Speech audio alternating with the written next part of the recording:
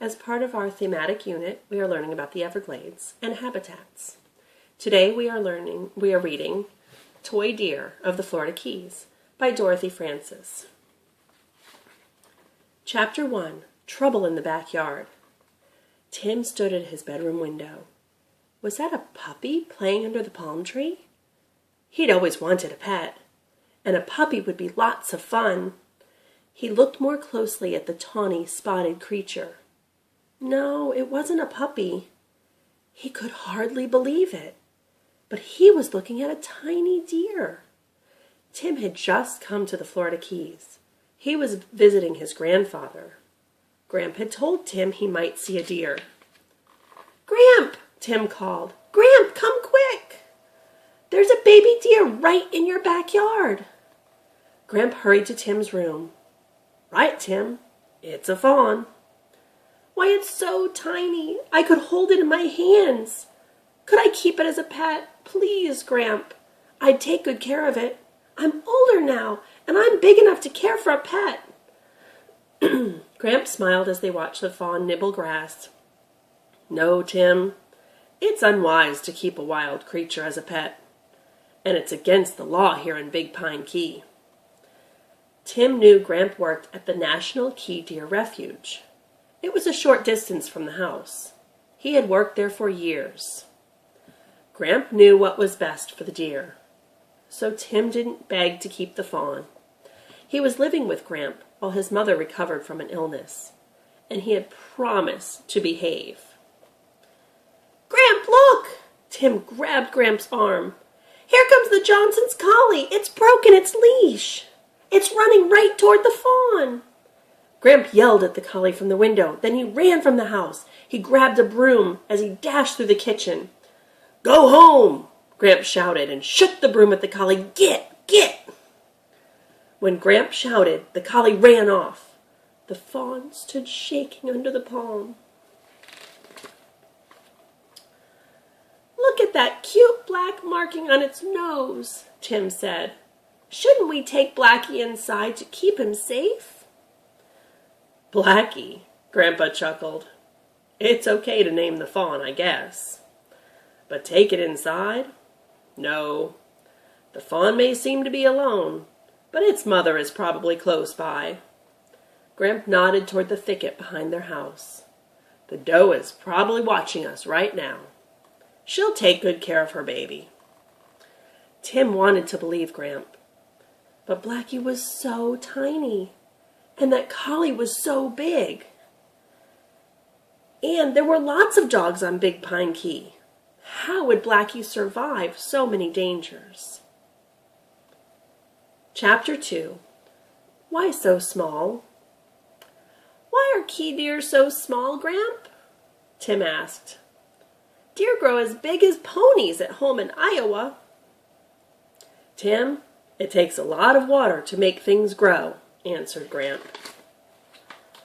"Big Pine Key is surrounded by water, but it's seawater, and the seawater contains salt," Gramp said. "The deer need fresh water. That's what they prefer to live on. That's why they prefer to live on Big Pine Key. Big Pine is different from the other keys. The land is formed of oolite," Gramp continued. "Oolite is a limestone that's full of sinkholes. Farmers call them banana holes. They sometimes use the holes for growing plants."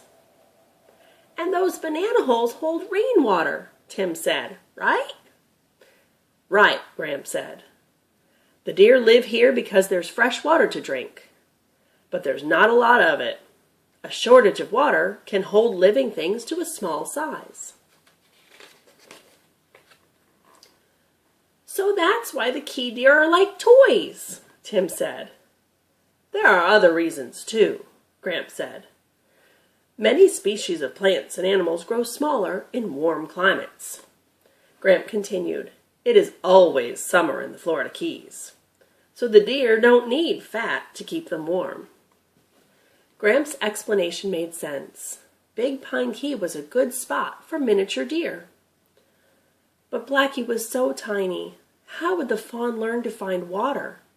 Would it find enough water to drink during dry months? Gramp, Tim said, is Blackie a boy deer or a girl deer? That's a good question, Gramp said. It's too soon to tell just yet. But we'll keep watching that deer. As it grows, we may see horn nubs developing on its head. If that happens, Blackie is a boy, a buck.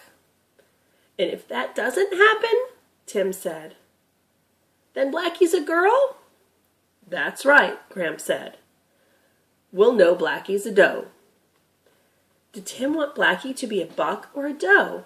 He couldn't decide. He just wanted Blackie to be safe from danger.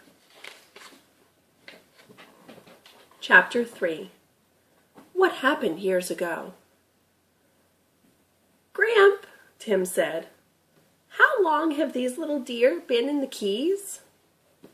Nobody knows for sure, Tim, Gramp answered. The Ice Age happened thousands of years ago. Back then, the Keys were solid land. They weren't islands. But the sea rose when the Wisconsin Glacier melted. The rising water covered much of the land. The Keys are the highest points of land. The rest is underwater. So animals that couldn't swim were trapped here? Tim asked. Scientists think that's what happened, Gramp replied. The deer's choice was to make do or die. They chose to make do. Historians found the first record of key deer in a ship's logbook, explained Gramp. It happened during Columbus's 4th voyage to the New World. A sailor wrote of seeing the tiny deer. That must have been about 500 years ago, Tim said. Right, Grandpa agreed. A Spanish sailor was shipwrecked near here 50 years later. He kept a diary. He wrote that Key West natives used the deer for food. Tim hated to think of anyone using Blackie for food. No way! Gramp continued his story. Another 300 years passed before pioneers settled here. They gave the islands creative names. Little Torch, Big Torch, Summerland, Sugarloaf, Big Pine. The islands were hard to tame, Gramp added. Tim tried to imagine taming an island. Mangrove trees surrounded the island, Gramp said. Their roots grow several inches above the land and water. Those trees formed a natural barrier. What did pioneers find once they managed to come ashore? Tim asked. They found swarms of mosquitoes, Gramp said. They found rats. And they found very hot, humid weather. Nothing good, huh? Oh, yes, Gramp smiled. There were good things, too. They found wonderful wildlife. White-crowned pigeons, bald eagles, great white herons, giant sea turtles, raccoons, and the tiny deer. They hunted, killed, and ate many of these creatures. Heron stew? Tim asked. Turtle burgers? Raccoon soup? Yuck! It's easier to imagine roast venison, Grandpa admitted. But don't blame the pioneers for eating the wildlife. They needed food to live. And at first there seemed to be an unlimited supply of game. But soon, wildlife became extinct. What did the pioneers do then? They had food shipped from the mainland.